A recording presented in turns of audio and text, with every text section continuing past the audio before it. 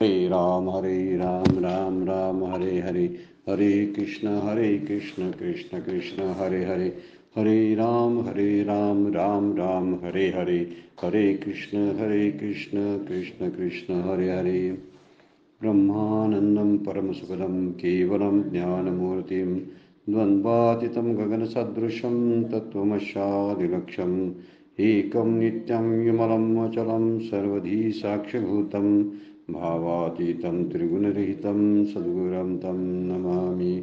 नमामि सद्गुरुशान्तं सच्चिदानन्दविग्रहं पूर्णब्रह्मपरानन्दैशम् आनन्दीवल्लभम्।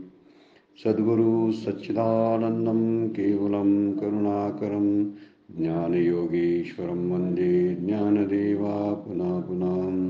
औरंगापुरी पुण्यभूमि पवित्र तिथे नांदतो ज्ञानराजा सुपात्र तया आठविता महापुण्यराशी। नमस्कार माझा सद्गुरु ज्ञानेश्वराशी। सर्व संतांना वंदन, सद्गुरूंना वंदन, ज्ञानेश्वर माऊलींना वंदन, आपल्या सर्वांना वंदन करून आजच्या सेवेला चिंतनाला प्रारंभ करूया। कालच्या चिंतनामध्ये आपण 84 नंबरच्या ओवीचा विचार केला होता आणि 7व्या श्लोकाचं आपण चिंतन करतो आहोत। जितात्मना प्रशांतस्य परमात्मा समाहिता शीतोष्णो सुखदुःखेषु तथा मानापमानयो। त्याचा विचार करताना आपण तैसा देहांकार नाथिला हा समूळ दयाचा नाशिला तोची परमात्मा संचला आधीची आहे, असा विचार आपण मागच्या वेळा केला होता की देहांकाराचा पडदा जेव्हा दूर होतो तेव्हा परमात्म्याचं दर्शन होतं, असं थोडक्यात सांगायचं आहे ज्ञानेश्वर माऊलींना। आणि हे वर्णन करताना हा नाथिला देहांकार आहे। देहांकार नाथिला शब्दाचा अर्थ आहे मिथ्या असलेला देहांकार, जो आणलेला आहे आणि आणलेला असलेला हा अहंकार गेल्याशिवाय असलेला परमात्मा जो आहे, जो सदा असतो, त्याला शब्द वापरलेला आहे तोची परमात्मा संचला आधीचा आहे। आधीच अगोदर असलेला म्हणजे ज्याचं अस्तित्व आहे असं म्हणायचीही गरज नाही, असं त्याचं अस्तित्व आहे की जो तो परमात्मा संचला आधीचा आहे, म्हणजे तोच पुरुष अज्ञानवृत्ती निवृत्तीपूर्वी सुद्धा परमात्माच असलेला नंतर परमात्माच आहे अशी त्याची जाणीव होते। अज्ञानाची निवृत्ती व्हायला नव्हती त्यावेळी परमात्मा होता आणि अज्ञानाची निवृत्ती झाल्यानंतर सुद्धा परमात्मा आहे। याचा अर्थ अहंकार हा अज्ञानाच्या मुळातून आलेला आहे, म्हणून समूळ नाशील असा शब्द माऊलींनी वापरलेला आहे। फार सुंदर ओवी आहे। 85 नंबरच्या ओवीचा आपण विचार करूया। आता शीतोष्णाची या वाहनी तेत सुख दुःखाची कडसणी ये न समाती काही बोलणी मानापमानाची। वर्णन केलेलं आहे श्लोकाचा दुसरा भाग जो आहे 7व्या श्लोकाचा, की शीतोष्ण सुख दुःखेषु तथा मानापमानयो। या श्लोकाच्या अर्ध्या भागाचा विचार माऊलींनी या ओवीमध्ये केलेला आहे। तो कसा आहे, आता शीतोष्णाचे जे ओघ आहेत, सुखदुःखांचा विचार जो आहे किंवा मानापमानाचं जे बोलणं आहे, हे काही त्या पुरुषाच्या ठिकाणी मावत नाही, कारण त्यांच्या अंतःकरणात आधीच ब्रह्म भरलेले असते। ज्या ठिकाणी ब्रह्मानं जागा व्याप्त केलेली आहे असं झाल्यानंतर आणि त्याची जाणीव झाल्यानंतर कामक्रोधादी विकार आणि द्वंद्व ही कुठल्याही प्रकारची शिल्लक त्या ठिकाणी राहत नाहीत। त्या ठिकाणी माऊली बोलतात, शीत किंवा उष्ण, सुख किंवा दुःख, मान आणि अपमान ही सगळे द्वंद्वाची भाषा जी आहे, ही द्वंद्वाची भाषा तिथे शिल्लक राहत नाही, कारण भगवंतानं त्याचं अंतःकरण व्यापलेलं असतं। वर्णन केलेलं आहे, ये न समाती काही बोलणी मानापमानाची। समाती म्हणजे त्याला आता त्याच्याजवळ राहतही नाही, किंवा त्याला आपण म्हणूया की त्या ठिकाणी त्या पुरुषाच्या ठिकाणी ती सगळी द्वंद्वे जे आहेत ती मावत नाहीत। मावत नाहीत शब्दाचा अर्थ आहे तिथे जागाच नाही। तुकोबाचा एक अभंग फार सुंदर आहे। तुका म्हणे देह भरिला विठ्ठले काम क्रोध केले घर रीते। बोलावा विठ्ठल पाहावा विठ्ठल हा जो अभंग आहे, त्या अभंगामध्ये शेवट करताना तुकोबा बोलतात की तुका म्हणे देह भरिला विठ्ठले काम क्रोधादी केले घर रीते.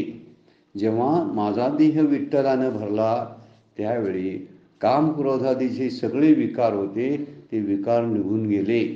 म्हणजे काम क्रोधादी विकार राहायला जागा शिल्लक राहिली नाही, कारण माझा देह, माझं अंतःकरण, माझं हृदय हे विठ्ठलानं भरून गेलं. तोच विचार माऊली इथे सांगतात, आता शीतोष्णाची या वाहानी. शीत आणि उष्णादी जे जे म्हणून काही द्वंद्व आहेत, शीत उष्ण शब्द हा फक्त स्पर्शाच्या बाबतीत असा वापरला, असा अर्थ घ्यायची इथे काही गरज नाही. इथे शब्द वापरताना म्हणतात की जे जे अनुकूल आणि प्रतिकूल आहे एवढं म्हणायचं आहे.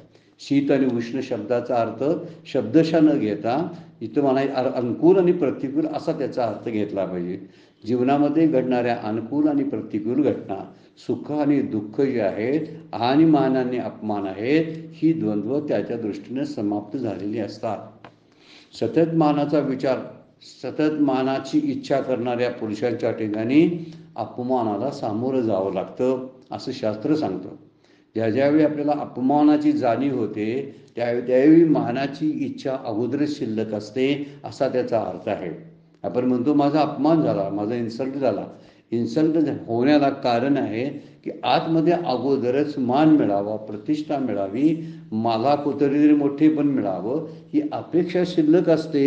आणि म्हणून त्या अपेक्षेला जेव्हा भंग होते तेव्हा अपमानाला सामोरं जावं लागतं. पण या जीवनमुक्त पुरुषाच्या आयुष्यामध्ये ही जे पुरुष आहेत की जे जितात्मन झालेले प्रशांतशी आहेत, परमात्मा समाहिता शब्द जो वापरला आहे तो परमात्मा समाहिता शब्द येन समाधी काही पूर्णी शब्द वापरलेला आहे. याच ओवीमध्ये माऊली वापरतात.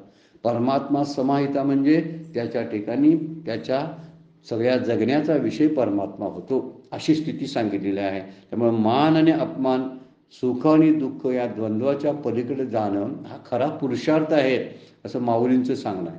योगारूढ पुरुष ज्याला आपण म्हणतो तो योगारूढ पुरुषाची लक्षणं आपण या 3 श्लोकामधून पाहायला लागलोय. 7, 8 आणि 9 पुढचे 2 श्लोक सुद्धा योगारूढ पुरुषाच्या लक्षणाचे आहेत. आणि ज्याला स्थितप्रज्ञ लक्षणं आपण बोललो तीच लक्षणं इथं योगारूढ पुरुषाच्या दृष्टीनं परत सांगितलेली आहेत, वेगळ्या शब्दात सांगितलेली आहेत. इथं वर्णन करताना म्हणतात, आता शीतोष्णाची या वाहानी तेत सुख दुःखाची कडसणी. कडसणी या शब्दाचा अर्थ आहे विचार. तो कोणताही सुखदुःखाचा विचार त्याच्याजवळ राहत नाही, कारण सुख आणि दुःख अहंकारातून निर्माण झालेले असतात. आणि अगोदरच माऊली बोलतात की ज्यांचा खोटा अहंकार हा अज्ञानासह निवृत्त झालेला असतो त्या ठिकाणी परमात्मा भरून राहिलेला आहे अशी त्याची जाणीव त्याला राहत असते. आणि म्हणून इथं म्हणलेलं आहे सुख दुःख ही अहंकारातून निर्माण होतात. आणि अहंकार जेव्हा मुळातून निघून जातो तेव्हा त्याच्यावर असणारी ही सगळे जे आधारलेली जी आहेत ही सगळी द्वंद्व नाहीशी होतात. म्हणजे अहंकारातून द्वंद्व निर्माण होतं, अज्ञानातून द्वंद्व निर्माण होतं. 2-2 जी दिसायला लागतात ती 2-2 एक गेलं की दुसरं पण जातं. हा मुद्दा त्यातला फार महत्त्वाचा आहे. सुखाची इच्छा संपली की दुःखापासून होणाऱ्या वेदना ज्या आहेत त्या वेदनांची जाणीवच राहत नाही. दुःखाला नाही घाबरलं की तर सुखाच्या स्वागतासाठी आपण तयार राहत नाही. हा मुद्दा फार महत्त्वाचा आहे. सुखाचं स्वागत केव्हा करूसं वाटतं माहिती आहे काय? जेव्हा दुःखाला आपण घाबरत असतो तेव्हा. त्यामुळं दुःखाला दुःख समजणं म्हणजे प्रतिकूल समजणं, आणि एखादी गोष्ट माझ्या मनासारखी घडते त्याला अनुकूल समजणं, हे सगळ्या माझ्या मनाचे खेळ आहे. माझ्यासाठी असणारा माझा मान हा दुसऱ्याला कदाचित वाईट वाटण्याची शक्यता आहे. मला मिळालेली प्रतिष्ठा, सुख, मान या सगळ्या गोष्टी कदाचित माझ्यासाठी अनुकूल आहेत, पण तीच गोष्ट इतरांसाठी प्रतिकूल असण्याची शक्यता असते, म्हणून ती खरी नाही असं मानायला आपल्याला शास्त्र सांगतं. म्हणून हा योगारूढ पुरुष जो आहे त्या योगारूढ पुरुषाच्या ठिकाणची असणारी सगळी द्वंद्व जे आहे, अनुकूल प्रतिकूलता, प्रिय अप्रियता या सगळ्या गोष्टी निघून गेलेल्या असतात आणि मानापमान द्वंद्वाच्या तो पलीकडे असतो. म्हणजे मान आणि अपमान बाजूला ठेवतो आणि पुढे गेलेला असतो. 12व्या अध्यायामध्ये सुद्धा वर्णन करताना ज्ञानीभक्ताची वर्णन करणारे जे श्लोक आहेत त्या श्लोकामध्ये सुद्धा सुंदर एक श्लोक आहे, तुल्य निंदा स्तुतीर मौनी संतुष्टो येन केनचित अनिकेता स्थिर मतीर भक्तिमान मे प्रियो नरहा. मला आवडणारा भक्त ज्ञानी कोण आहे याचा उल्लेख करणारा तो श्लोक आहे. तुल्य निंदा स्तुतीर मौनी संतुष्टो येन केनचित. सुख दुःखामध्ये सुद्धा तो संतुष्टता ठेवतो. समाधान हा त्याचा स्थायी भाव असतो आणि म्हणूनच त्याला निंदा आणि स्तुती दोन्ही तुल्य म्हणजे समान वाटायला लागतात. मान आणि अपमान समान वाटायला लागतात. समान मानण्याची जी स्थिती आहे ती पहिली पायरी साधकाची असते. पण योगारूढ पुरुषाला मान आणि अपमान समान मानणे या मानण्याच्या पलीकडे तो असतो. बरेच वेळा साधन करत असताना आपल्याला शिकवलं जातं, शास्त्रानं सद्गुरूंनी शिकवलेलं असतं की आपली स्तुती किंवा आपली निंदा या दोन्हीला समान मानायला शिकावं. म्हणून तो शिकत असतो. साधकाचं साधन चालू असतं त्यावेळी त्याची शिकवणी चालू असते. पण शिकवून तो परिपूर्ण झालेला जो योगारूढ पुरुष असतो त्याची शिकवणी बंद झालेली असते आणि त्याच्या जगण्यामध्ये, साधनेमध्ये, बोलण्यामध्ये, वागण्यामध्ये सहजता आलेली असते. आणि ही सहजता दाखवणारी ही ओवी सांगितलेली आहे की तो निंदा आणि स्तुतीच्या, मान आणि अपमानाच्या पलीकडे गेलेला असतो. अनुकूलता आणि प्रतिकूलता त्याच्या जीवनात अनुकूल आणि प्रतिकूलतेला थारा नसतो, मी त्याच्या पलीकडे असतो. त्यामुळं ज्ञानाला द्वंद्व अनुभवाला येतच नाही असंही म्हणता येत नाही. मात्र कदाचित त्याला ज्ञानाला द्वंद्व अनुभवाला येत असेल, कदाचित पण वाटत असेल, पण तो त्याला किंमत देत नाही. ही फार महत्त्वाची गोष्ट आहे. जयाच्या ठाई इंद्रिया मानू नाही अशी एक गोष्ट आपण पाहिलेली आहे की ज्यावेळी असा हा योगारूढ पुरुष आहे, जीवनमुक्त पुरुष आहे, तो अशा मान अपमान आणि सुखदुःखाला किंमत देत नाही. म्हणजे समत्व मानलेलं असतं. मान मिळाला, विचार केला पाहिजे त्या ठिकाणी. साधकांसाठी फार सुंदर विचार आहे. जर आपल्याला आयुष्यामध्ये मान मिळाला तर मान देणारा जो आहे तो सज्जन आहे आणि उदार अंतःकरणाचा आहे असं समजावं. त्या मानाला मी पात्र आहे असा भ्रम कधी समजून करून घेऊ नये. फार महत्त्वाचा संदेश आपल्याला शास्त्र सांगतं. जर आपल्याला कुणाकडून तरी मान मिळाला तर तो मान देणारा जो आहे समोरचा तो सज्जन आहे, तो उदार अंतःकरणाचा आहे, म्हणून तो चांगल्या स्वभावाचा आहे, म्हणून तो मला चांगलं म्हणतो, मला मान देतो. ही त्याच्या मोठेपणाला आपण किंमत दिली पाहिजे. त्यामुळं होतंय काय की मला दिलेल्या मानामुळं त्या मानाला मी पात्र आहे अशी भ्रामक समजूत आपली होत नाही. कदाचित असं होण्याची शक्यता असते. काही सज्जन माणसं असतात ना, अगदी लुच्च्या लोकांना सुद्धा मान देत असतात.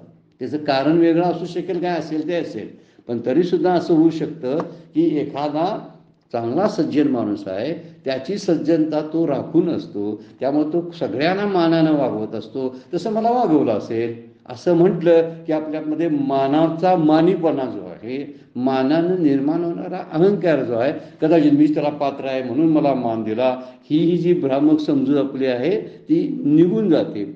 कधी कधी अपमान होतो. दुसरा मुद्दा आणि परत बघा, अपमान झाला तर आपल्या ठिकाणी, स्वतःच्या ठिकाणी काहीतरी दोष आहेत म्हणून माझी निंदा कोणतरी करतं, म्हणून माझे कोणतरी दोष दाखवतं असं आपल्याला वाटलं पाहिजे. अपमान झाला तर स्वतःच्या ठिकाणी दोष आहेत काय हे पाहणं ह्या साधकाचं कर्तव्य आहे. साधकाच्या दृष्टीनं एक सावधगिरीची गोष्ट इथे सांगितलेली आहे आणि ती म्हणजे अपमान झाला तर स्वतःच्या ठिकाणचे दोष पाहावेत. मान मिळाला तर मान देणारा हा मोठा आहे, सज्जन आहे, उदार अंतःकरणाचा आहे, म्हणून तो मला मान देतो. माझी निंदा करणारा जो आहे तो निंदा करून मलाच माझ्या पापांची, माझ्या दुष्कृत्याची जाणीव करून देतो, म्हणून आपण त्याला धन्यवाद दिलं पाहिजे. मान देणाऱ्याला धन्यवाद आपण देतो कारण मान दिला म्हणून. अपमान करणाऱ्याला आपण धन्यवाद का द्यावा? ही फार सुंदर जगण्याची एक रीत. बरं काय, फार सुंदर जगण्याची रीत शास्त्र आपल्याला सांगतं.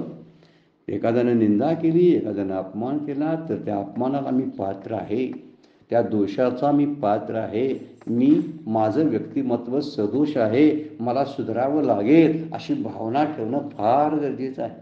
आणि ज्यावेळी असं होईल त्यावेळी मान आणि अपमान हे आपल्याला समान वाटायला लागतील. किंबहुना अपमान हा माझ्यासाठी वरदान वाटायला लागेल. कोणीतरी माझी निंदा केली तर आपण त्याला थँक्यू म्हणायला सुरुवात करू. ही मोठेपणाची गोष्ट आहे बरं का. सहजासहजी आपले दोष कोणी स्वीकारत नाही, कोणी आपल्या चुका मान्य करत नाही. पण तरीसुद्धा जो चुका मान्य करतो, जो निंदा सहन करतो, अपमानाला वरदान समजतो, तो मोठा असतो. म्हणजे इथं एक वर्णन फार सुंदर, वरदानंद भारती स्वामी वरदानंद भारतींचं एक वाक्य विचारात घेण्यासारखं आहे. निंदकाला दुष्ट म्हणण्याऐवजी पॅथॉलॉजिस्ट म्हणावं, कारण आपल्या मनस्वास्थ्यासाठी त्याचा उपयोग होतो. पॅथॉलॉजिस्ट म्हणजे काय? चिकित्सा करणारा जो असतो, ते चिकित्सालय असतं, ज्या ठिकाणी आपली रोगाची निदान केली जातात. त्यामुळे आपण मशीनला दोष देत नाही. तू माझ्यातलं हिमोग्लोबिन का कमी दाखवलंस असं मशीनला आपण शिव्या देत. तू माझ्यामध्ये रक्त कमी आहे, माझ्यात हा रोग आहे का दाखवलास असं आपण त्या मशीनला बोलतोय काय? सांगा बघू. कुठल्याही लॅबोरेटरीमध्ये आपण गेलो तर आपण म्हणतो चांगली गोष्ट केली, मी लॅबोरेटरीमध्ये आलो, लॅबोरेटरीतल्या त्या मशीननं मला माझ्यात असलेले रोगाची निदान करून दाखवली. आता मला त्याच्यावर उपचार करता येतील ना. तसं जर कुणी माझी निंदा केली, जर कुणी माझा अपमान केला तर ते अपमान करणारे, निंदा करणारे पॅथॉलॉजिस्ट आहेत. आणि ते पॅथॉलॉजिस्ट काय करतात? माझ्यात असणाऱ्या रोगाचं निदान करतात. कदाचित काही आहेत दुष्ट प्रवृत्तीची माणसं आहेत की ज्यांना दुसऱ्यांच्या चुकाच दिसत असतात. नुसत्या दुसऱ्यांच्या चुकाच दर्शवणारी काही लोक आहेत. त्यांच्याकडं बघावं आपल्याकडं, ही चूक माझ्यात आहे का? परमपूज्य काकांचं सांगणं आहे, जर माझा मान कुणी केला तर त्या मानाला पात्र म्हणण्यापेक्षा तू मोठा आहे म्हणून माझा मान केला. पण ज्यानं माझ्या चुका दर्शवल्या, माझी निंदा केली, तर निंदा करण्यासाठी योग्य असं निंदा करण्यासारखी लक्षणं माझ्यात आहेत का हे तपासता येते ना. त्यामुळे समजा नसतील तर त्याकडे दुर्लक्ष करायचं, आणि असतील तर आहेत म्हणून दुर्लक्ष करायचं. किती गंमतशीर गोष्ट परमपूज्य काका सांगतात बघा. आपल्या दोष आहेत आणि ते कोणतरी दाखवलेत, आणि खरेच दोष आहेत म्हणून तो निंदा करणारा आहे त्याच्या बोलण्याकडे दुर्लक्ष करावं. आणि खरंच आपल्यामध्ये निंदा करण्यासारखी जर दोष नसतील, दोष आपल्यामध्ये आपण चुका केलेल्या नसतील, तरीसुद्धा आपण त्याच्याकडे दुर्लक्ष करावं. कारण त्याचाही काय उपयोग नाही. तो बोलत असेल त्याचा तो, म्हणजे माझ्यात तरी काही दोष नाही आहे. दोन्ही गोष्टीमध्ये आपलं मनस्वास्थ्य टिकून राहतं. हे मनस्वास्थ्य टिकून राहण्यासाठी सांगितलेले फार महत्त्वाचे मुद्दे ज्ञानेश्वर माऊली आपल्याला सांगतात. या मानापमानाच्या पलीकडे गेलेला हा पुरुष, म्हणजे ज्याला आपण योगारूढ पुरुष म्हणतो, हा योगारूढ पुरुषाला हे स्वास्थ्य टिकवणारं ही जी एक गोष्ट सांगितलेली आहे, मानाने अपमानाची, शीतोष्णाची किंवा अनुकूल प्रतिकूल सुखदुःख जे आहेत, या सुखदुःखांच्या पलीकडे जायला मिळतं. कारण सुखदुःखांचा एक प्रदेश असतो. तो कुठं असतो मर्यादित माहिती आहे. जोपर्यंत देहासक्ती असते, जोपर्यंत विषयासक्ती असते, तोपर्यंत सुखदुःखाच्या प्रदेशातून आपली वाटचाल चालू असते. आणि या प्रवासामध्ये आपल्याला हा प्रवास जो आहे हा बिकट वाटेचा प्रवास आहे. ज्यावेळी आपण सामोरे जात असतो ना सुखदुःखाला, त्यावेळी हा प्रवास जो आहे हा विषयासक्तीच्या मार्गानं, देहासक्तीच्या मार्गानं जाणारा प्रवास आहे. आणि देहासक्ती आणि विषयासक्तीचे मार्ग हे अगदी खडकाळ आहेत, खड्ड्याचे आहेत. आणि त्यामुळं आपण तो मार्ग जर सोडला आणि सुखदुःखाचा प्रांत ओलांडला की पुढे होणारा जो रस्ता आहे तो सुगम आहे, आनंदाचा आहे. पण सुखदुःख बाजूला टाकता आली पाहिजे. आपल्याला सुख टाकतो बाजूला आपण, सुख विस्मरणातच जातात. पण दुःख विस्मरणात जात नाही ना. ज्यावेळी ही सवय आपण लावायला चालू करू की दुःखाचाही विसर जेव्हा पडायला लागेल, तेव्हा सुखाची सुद्धा अभिलाषा शिल्लक राहणार नाही. म्हणजे सुख हवंसं वाटतं तोपर्यंत दुःख आपली पाठ सोडत नाही, कायम लक्षात ठेवलं पाहिजे. म्हणून विचार केलेला आहे इथं, मानाची अपेक्षा ठेवणाऱ्या पुरुषाला अपमानाला एक दिवस सामोरं जावंच लागतं, असा विचार या ठिकाणी माऊली सांगतात. म्हणून माऊली बोलतात, आता शीतोष्णाची या वाहनी, तेत सुख दुःखांची कडसणी, येत न समाती काही बोलणी मानाची. दुसऱ्या अध्यायामध्ये सुद्धा याचं वर्णन आपण केलेलं आहे. सुख दुःखे सम्यक कृत्वा लाभा लाभो जयाजयो. त्यामध्ये दोन द्वंद्व सांगितलेले आहेत, सुख दुःख आणि लाभ आणि अलाभ. लाभा अलाभो जया अजयो 3 सांगितलेले आहेत. जय आणि पराजय, लाभ आणि हानी आणि सुख आणि दुःख या तिन्ही द्वंद्वाला तो सम मानतो. काय म्हणतो? सुख दुःखी समे कृत्वा लाभा लाभो जया जयो. अर्जुना, या तिन्हींना तू सम मानलंस तर, म्हणजे सुखी संतोषानं यावे, दुःखी विषादानं भजावे, लाभ अलाभ न धरावे मना माझी. माऊलीने त्यावरती एक सुंदर भाष्य केलेलं आपण दुसऱ्या अध्यायामध्ये पाहिलेलं आहे. म्हणतात माऊली, सुखानं हुरळून जायचं नाही आणि दुःखानं खचून जायचं नाही. सुख आणि दुःख येणारे आणि जाणारे असतात, राहणारी नसतात. म्हणून जे माझं खरं स्वरूप आहे त्या स्वरूपाकडे लक्ष गेलं की वरती येणाऱ्या ह्या वाऱ्याच्या झुळकी आहेत सुख दुःखाच्या, येतात जातात, पण माझं अस्तित्व जे आहे, माझ्यातलं आत असणारं जे कायम माझं स्वरूप आहे, ते स्वरूप मात्र त्याला हालचाली होत नाहीत असं माऊलींना सांगायचं आहे. म्हणून माऊली बोलतात या ओळीमध्ये, आता शीतोष्णाची आवाहनी सुखदुःखाची कडसणी. 86 नंबरची ओळी. जे जे वाटा सूर्य जाय तेऊ ते तेजाचे विश्व होय, तैसे तया पावे ते आहे तोची म्हणून. आता त्या योगी पुरुषाला सूर्याची उपमा माऊली देतात बघा. ज्या वाटेने सूर्य जातो तिकडे विश्व प्रकाशमान होतंय. जे वाटा सूर्य जाय तेऊ ते तेजाचे विश्व होय. विश्व जणू सूर्य होऊन जातं. सूर्य विश्व प्रकाशमय होते म्हणण्यापेक्षा तेऊ ते तेजाचे विश्व होय. त्याप्रमाणे या योगारूढला जे जे प्राप्त होते ते त्याचे स्वरूप आहे. म्हणूनच तो काय त्याचं वर्णन विचारात घेतो की तो म्हणतो, हे माझं स्वरूप आहे. ज्या ज्या ठिकाणी तो जातो, सूर्य जसा जातो त्या ठिकाणी तेजाची वर्षा होतो, त्या ठिकाणी प्रकाश दिसायला लागतो. तसा हा योगारूढ पुरुष आहे. तो जिकडे जिकडे योग प्राप्त, जे जे म्हणून त्याला प्राप्त होते, तैसे तया पावे ते आहे तोची म्हणून. तो स्वतःच आहे अशी त्याला जाणीव होते. विश्वात चराचरात प्रवास करताना किंवा त्यातून जात असताना, या सगळ्या घडामोडीतून तो पुढे जात असताना त्याला वाटतं हे विश्व हे माझं स्वरूप आहे. जसं सूर्य जेव्हा ज्या वाटेनं जातो त्या वाटेला तेजाची उधळण होते, प्रकाशाची उधळण होते, तसं वर्णन इथं केलेलं आहे. कारण सूर्याजवळ अंधार नसतं. त्यामुळे जे जे जे प्राप्त होतं ते त्याची स्वरूपच त्याचं होतं. म्हणून द्वंद्व कशी शिल्लक राहतील? त्याचं स्वरूपच सुखाचं आहे, तर त्याला सुखदुःखाचा अनुभव कसा येईल?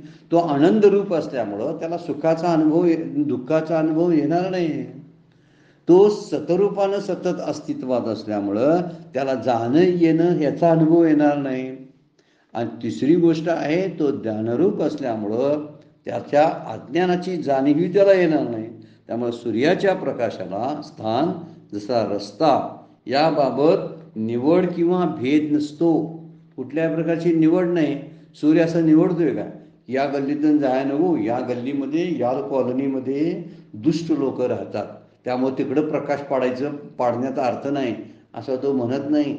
जिकडं जातो ना त्याच्यासाठी स्थान किंवा रस्ता याची निवड नसते. तशी या योगारूढ पुरुषाला सूर्याची उपमा देऊन ज्ञानेश्वर माऊली म्हणतात, याच्या आवडीनिवडी समाप्त झालेल्या असतात. त्या आवडीनिवडीबद्दल वरती सांगितलेलं आहे आणि त्याच ओळीला धरून ही 86वी ओळी म्हटलेली आहे. आवड निवड जो शब्द वापरला आहे ना, हा द्वंद्वाचा आहे. त्यामुळं हा जो आहे ही कुठल्याही प्रकारची द्वंद्व त्याच्याकडे नसतात आणि त्यामुळं याला शुभ अशुभ सुखदुःखे त्याला जाणवत नाहीत. आता वर्णन तेच 87व्या ओळीमध्ये माऊली सांगणार आहेत. म्हणजे इकडं सूर्याची उपमा देऊन हा सगळ्या जगाला प्रकाशमान करणारा आहे असं वर्णन केलं. देखे मेघोनी सुटती धारा, तियान रूपती जैसी या सागरा, तैसी शुभाशुभे योगीश्वरा नव्हती याने. योगीश्वरा शब्दाचा अर्थ वापरलेला आहे योगारूढ पुरुष. योगीश्वर म्हणजे सगळ्या योग्यांचा ईश्वर, सगळ्या योग्यांचा प्रमुख. जिथं योग नांदतो असा योगीश्वर शब्द वापरलेला आहे. तशी शुभाशुभ, शुभ आणि अशुभ जे आहेत अशा ज्या गोष्टी आहेत, तशा मेघापासून ज्या धारा सुटतात, ढगातून धारा येतात पावसाच्या, त्या समुद्रात पडत असतात. पण त्या समुद्राला न रूपती म्हणजे टोचत नाहीत, रुतत नाही. न रुपती म्हणजे न रुतती, रुतत नाहीत, टोचत नाहीत. कुणाला? समुद्राला. कुठल्या धारा आहेत त्या मेघाच्या? तर समुद्रापासून मिळालेलं ते समुद्राचंच पाणी आहे. समुद्राचंच पाणी समुद्रालाच का टोचेल? ते येते कुणीकडून तरी. त्यामुळे वरून येणारं पाणी जे आहे, मेघातून पडलेलं पाणी आहे, हे समुद्राला टोचत नाही, बोचत नाही. तशा पद्धतीनं योगारूढ पुरुषाला ही शुभ आणि अशुभ असणारी द्वंद्व जे आहेत, ही आत्मस्वरूपापेक्षा भिन्न नसतात. आण नव्हती आणे. आण नाहीत म्हणजे भिन्न नाहीत, वेगळी वाटतच नाही. माझं ते स्वरूपच आहे म्हणतो तो. जसं समुद्र म्हणतो हे माझंच पाणी आहे, ते मेघाच्या द्वारे परत यायला लागलेलं आहे. पण मेघाला पाणी देणारा मीच आहे आणि मेघातून पडणाऱ्या धारा हे माझंच स्वरूप आहे. त्यामुळे मला माझ्यावर येत असते तर त्यांना अशुभ मी का म्हणावं? ती शुभच आहे. मग ते शुभ तरी का म्हणावं? ते माझं स्वरूप आहे. मग शुभ आणि अशुभ ही द्वंद्व जी आहेत, ही या ठिकाणी आता सागराची उपमा दिली आहे योगारूढ पुरुषाला. मग जशी सूर्याची उपमा दिलेली होती तशी इथं सागराची उपमा दिलेली आहे. तशी शुभाशुभ आणि सुखदुःखी जे आहेत ही त्याला जाणवत नाहीत, म्हणजे प्रतीतीला येत नाहीत, प्रतीत होत नाहीत. कारण तो त्याच्या पलीकडे गेलेला असतो. म्हणून जोपर्यंत आपण देहाच्या प्रदेशात वावरतो ना, त्यावेळी आपल्याला मरणाचं दुःख, रोगाचं दुःख, या सगळ्या दुःखाला सामोरे जावं लागतं. इंद्रिय जोपर्यंत आहे तोपर्यंत इंद्रिय आणि विषयांच्या संयोगातून निर्माण होणारी सुखदुःखे आपल्याला अनुभवावीच लागतात. त्यामुळे दोन गोष्टीचा विचार सतत शास्त्राने केलेला आहे. एक म्हणजे देहासक्ती आणि दुसरी आहे विषयासक्ती. या दोन्ही आसक्तीतून जो बाहेर पडतो ना, त्याला द्वंद्व त्रास देत नाहीत. कारण द्वंद्व शिल्लकच राहत नाही. देहाची जाणीव जोपर्यंत शिल्लक आहे तोपर्यंत द्वंद्व असतात, तोपर्यंत प्रारब्ध असतं. आणखीन एक मुद्दा आहे बरं काय. देहाशी जोपर्यंत आपण संबंधित असतो, देहाशी तादात्म्यात असतो, त्यावेळी आपण प्रारब्धाशी तादात्म्यात असतो, प्रारब्धाशी आपण जोडलेला असतो. आणि सुखदुःखी येतात, ही कुठून येतात? प्रारब्धातून येतात. मान अपमान हे कुठून येतात? तर प्रारब्धातून येतात. प्रारब्धाचे जोडे धन, प्रारब्धाचे वाडे मन, का सोस कर शिवाया भज मना पंढरी राया. ही सगळी देहाशी मी तादात्म्य पावल्यामुळं मला प्रारब्ध सुरू झालं आणि प्रारब्धातून येणारी सुखदुःख मला अनुभवाला येतात. जर देहासक्ती जर सुटली तर प्रारब्धही संपत म्हणण्यापेक्षा प्रारब्धातून निर्माण येणाऱ्या सुखदुःखांची जाणीव संपते, प्रतीतीला येत नाहीत. त्यामुळे शुभाशुभ घटना, सुखदुःख, मान अपमान यांच्या जाणीवा त्याला प्रतीतीला येत नाहीत. इथं वर्णन केलंय की मेघातल्या पाण्यामध्ये जर विचार केला, समुद्राच्या बाजूला समजा कुठं पाऊस लागायला लागला ना, तर धो धो पडणारा मेघातून पडणारा वर्षाव जो आहे ना, त्या जमिनीला खड्डे पाडतात ते पाणी. दुसरी गोष्ट त्याला चरे पडतात. परंतु विचार केला तर तो समुद्राला मात्र बाधा करू शकत नाही, कारण तो त्याला आपल्या आत्मस्वरूपापेक्षा भिन्न समजत नाही, आन नाही. तशी शुभाशुभे योगीश्वरा नव्हती आणे. आणे म्हणजे वेगळी वाटत नाहीत. समुद्राला ती बोचत नाहीत, समुद्राला त्याची बाधा होत नाहीत. त्यामुळे अगदी संकटाच्या तडाख्यामध्ये सुद्धा तो अचल राहतो. पुढं वर्णन अचलचं केलेलंच आहे. तो अचल कसा असतो? दुःखामध्ये मोठं दुःख जरी आलं तर त्या दुःखामध्ये सुद्धा तो अचल राहतो. यम लब्ध्वाच अपरम लाभम मन्यते नाधिकम तथा यस्मिन स्थितेन दुःखेन गुरुनापी विचारते. फार सुंदर श्लोक आहे दुसऱ्या अध्यायामधला. त्यामध्ये गुरुनापी विचारते म्हणजे सगळ्यात मोठं दुःख जरी आली तरी त्याच्या चित्तामध्ये चंचलता नसते, त्याचं चित्त हलत नाही, तो डगमगत नाही. त्यामुळे कसासारखा? समुद्रासारखा असतो तो. समुद्रावर मेघातून पडणाऱ्या धारेचा वर्षाव जो आहे तसा याच्यावरती प्रारब्धाने कोसळणारे हे ढग आहेत, मेघ आहेत. हे सुखदुःखाचे, मान अपमानाचे ढग सतत बरसत असतात. पण समुद्राला जसं मेघातल्या धारा बोचत नाहीत तशी प्रारब्धाची सुख दुःख मान अपमान आणि निंदास्तुती याच्यापर्यंत येत नाहीत असं त्यानं आपलं अंतःकरण तयार करून घेतलेलं असतं. म्हणून गुरु नापीनं विचारते अशा या द्वंद्वातीत झालेल्या पुरुषाला कोणत्याही प्रकारचं द्वंद्व जे आहे ते द्वंद्व काहीही करायला लागत नाही, इतकी तो स्थिती त्याची भक्कम स्वतःची त्यानं करून घेतलेली असते. त्याचं अंतःकरण ह्या दुःखांना स्वीकारतच नाही अशी स्थिती झालेली असते.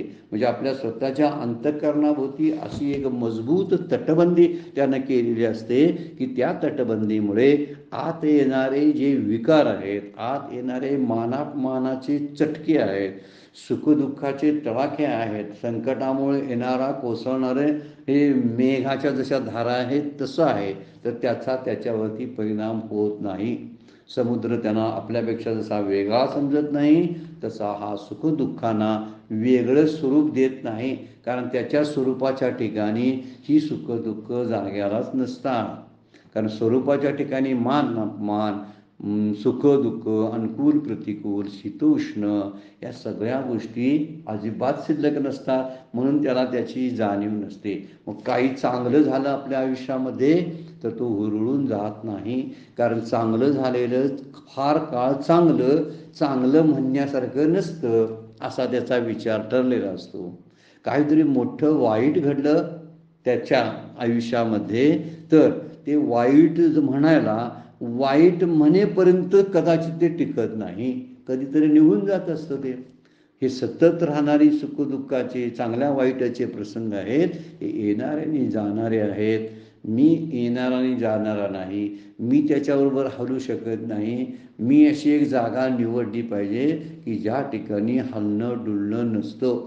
आपण खूप वेळा एका दृष्टांताचा विचार पुन्हा पुन्हा केलेला आहे आणि तोही दृष्टांत आपण आपल्या आयुष्यामध्ये वापरण्यासारखा आहे. एका फिरत्या चाकावर बसणारी जी माशी असते ती फिरण्याचा अनुभव घेत असते, कारण ते चाक फिरत असते म्हणून. ती माशी फिरत नाही. माशी फिरत नसताना सुद्धा फिरण्याचा अनुभव येतो. तसं माझ्यामध्ये असणारं आत्मतत्व हे न हलणारं असताना सुद्धा मला गतिशीलतेचा अनुभव का येतो? माझं धावणं का संपत नाही? सुखाच्या पाठीमागचं कारण लाचारीनं जाणं माझं का संपत नाही? असा प्रश्न कधीतरी पडला पाहिजे आपल्याला. कदाचित मी त्या फिरणाऱ्या चाकाच्या एका टोकावरती बसलेलो आहे. संसाराचं चाक आहे, प्रारब्धाचं चाक आहे आणि त्याच्यावरती मी बसलेलो आहे आणि माझं फिरणं सुरू आहे. हे फिरणं सुरू व्हायच्या अगोदर बाजूला जाणं हे सुखदुःखांचे अनुभव. चाक जसा एका गोष्टीतून एका आऱ्यातून पलीकडच्या दुसऱ्या आऱ्यात जात असतं, चाक फिरत असतं, तशी माशीसुद्धा त्यातून त्या असे सारखे फिरत असतं. प्रत्येक आऱ्यामध्ये काय सुखच असते असं नाही आणि प्रत्येक आऱ्यामध्ये दुःखच असते असं नाही. तर कधी कधी ते फिरलं की ते फिरण्याची कक्षा कुठे येते त्यावर अवलंबून असतं. ज्या कक्षेमध्ये येतं तिथं सुखाचा अनुभव आणि कुठल्या तरी पुढच्या कक्षेमध्ये दुःखाचा अनुभव येत असतो. त्यामुळे सुख आणि दुःख सतत अनुभवाला येतात. त्या माशीनं शहाणपणानं उठावं आणि जिथं ज्या चाकाला त्या मधल्या कण्यानं पकडलेला असतो, मध्ये एक गट्टा असतो, त्या गट्ट्याभोवती ते चाक फिरत असतं. तो गट्टा मात्र मधला जो कणा आहे तो चाकाचा कणा स्थिर असतो, तो फिरत नाही कधी. तो स्थिर असतो म्हणूनच चाक फिरते. तसं आत्मतत्व स्थिर आहे म्हणून या शरीराच्या सगळ्या उलाढाली सुरू असतात, हालचाली सुरू असतात. हा फार मोठा विचार आपल्याला शास्त्र सांगतं. म्हणून माशीनं काय करावं? त्या कण्यावर येऊन स्थापित व्हावं, जिथं पूर्णपणे न फिरण्याचा तिथे स्थिती आहे, जिथं न फिरण्याचा अनुभव घेता येतो, जिथं नेहमी स्थिती असते, गती नसते. चाकात गती आहे, कण्यात स्थिती आहे, आत्मतत्व स्थिर आहे आणि बाहेरचं जग जे आहे, जो संसार आहे तो फिरणार आहे. जोपर्यंत जगाशी मी एकरूप असतो तोपर्यंत मला फिरण्याचा अनुभव येतो. जोपर्यंत मी देहाशी एकरूप असतो त्यावेळी मला सुखदुःखांचा आणि मानापनाचा अनुभव येत असतो. देहाला जोडून असणारा अहंकार मला हे सुख आहे, हे दुःख आहे असं दाखवत असतो. कधी कधी तोच देहाशी जोडून असणारा अहंकार आहे, मी मोठा आहे, इतर छोटे आहेत असं दाखवत असतो आणि म्हणून मला मान आणि अपमानाची सतत जाणीव राहत असते. मी काय करावं? मी देहाशी जोडून घेतलेला जो मी आहे त्याला देहाला सोडावं आणि आत्मस्वरूपाशी म्हणजे भगवंताशी एकरूप व्हावं. भगवंताशी एकरूप व्हायचं साधन आपल्याला संत सद्गुरू शास्त्र सांगतं ते म्हणजे नाम आहे. नाम आपल्याला त्याच्याशी कनेक्शन जोडून देतं. आपल्याला जर खरंच जोडायचं असेल आणि स्थैर्य प्राप्त करायचं असेल तर नामाचा अभ्यास सतत मुखानं करावा. बैठकीच्या नामाचा अभ्यास करावा. अभ्यास बरं काय, त्याला जप म्हणता येत नाही. जप म्हटलं की तिथं यांत्रिकता आलीच म्हणून समजायची. जप म्हणजे पुन्हा पुन्हा एकच गोष्ट म्हणत राहणे, ज्याचा माझ्याशी काही संबंध नाही अशी गोष्ट करत राहणे, ती एकसारखी करायची. त्याला यांत्रिकता म्हणतात. ही यांत्रिकता ही न येता त्याला आपण काय म्हणतो, नामाचा अभ्यास करावा लागतो. नाम कसं घ्यावं, कुठे, केव्हा आणि कोणत्या पद्धतीनं सद्गुरूंनी शास्त्र आपल्याला सांगत असतं. म्हणून जर स्थैर्य प्राप्त करून घ्यायचं असेल तर आपण जोडून घेणं गरजेचं आहे. आणि तेही कुणाशी, तर त्या आत्मतत्वाशी. आत्मतत्व शब्दाचा अर्थ आहे आपल्या सोप्या भाषेमध्ये, भक्तीच्या भाषेमध्ये भगवंताशी स्वतःला जोडून घ्यावं.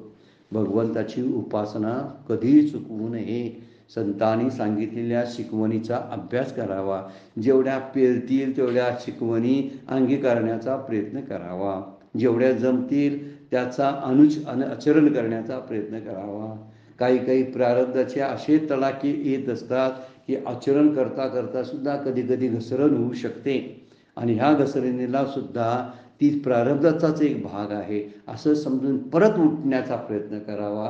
परत आपल्या जिथून घसरलो त्या मार्गावर परत स्थापित व्हावं. कारण श्रीगुरू आणि संत शास्त्र आपल्याला हात देण्यासाठी पुढे येत असतात.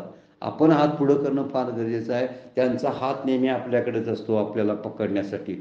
आपण त्यांना पकडण्यासाठी तयार आहोत का, याला अभ्यास म्हणतात. ही साधना कोणी केव्हाही चुकवायची नाही. याला म्हणायचं सतत हात बाहेर काढणं, मला पकडा, मला धरा, मला पकडा, मला घेऊन चला तुमच्याबरोबर, असं शास्त्र संतांना सद्गुरूंना सतत आपण म्हणणं, हे एवढं एक आपल्या गोष्टीत राहतं. पण यासाठी काय करायला लागतं, नामाची संगत, उपासनेची संगत याचा अभ्यास आहे.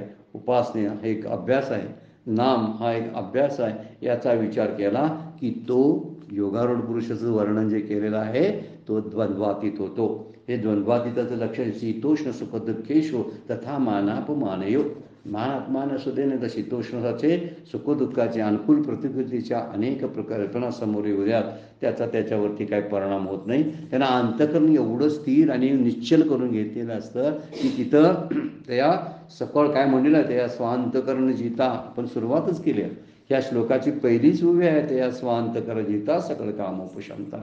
जेव्हा प्राप्त करण्याची, मिळवण्याची, वैश्विक सुखाची मिळवण्याची अभिलाषा आणि ओढ आणि धावणं जोपर्यंत संपत नाही तोपर्यंत अंतःकरण शांत आणि स्थिर होत नाही. अंतःकरण शांत आणि स्थिर झाल्याशिवाय द्वंद्व संपत नाहीत.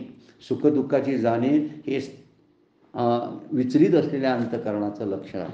सतत चंचल असणारं अंतःकरण सुखदुःखाचे अनुभव घेत असतं. आणि त्यामुळं आपण जर त्यातून बाहेर पडायचं असेल, म्हणजे या द्वंद्वातून बाहेर पडायचं असेल, फार वर्णन सुंदर 14व्या अध्यायामध्ये माऊलींची एक ओवी फार सुंदर आहे. या द्वंद्वातीचं लक्षण सांगणार आहे. पण निद्रिताची निअंगेशी सापतैशी उर्वशी देवी स्वरूपस्था सरीशी देही द्वंद्वे. स्वरूपस्थ झालेला जो योगारूढ इथं शब्द वापरला, इथं या ओवीमध्ये स्वरूपस्था सरीशी, सरीशी म्हणजे त्याच्यासारखी, त्याप्रमाणे या स्वरूपस्थाला द्वंद्वाची जाणीव राहत नाही. कशासारखी दृष्टांत दिलाय, पण निद्रिताची अंगेशी, एखादा झोपलेला गाढ झोपलेला पुरुष आहे, गाढ झोपलेली एक व्यक्ती आहे आणि या व्यक्तीच्या उशाला साप येऊन जरी उभा राहिला फणा काढून तरी त्याला तो किंमत देत नाही.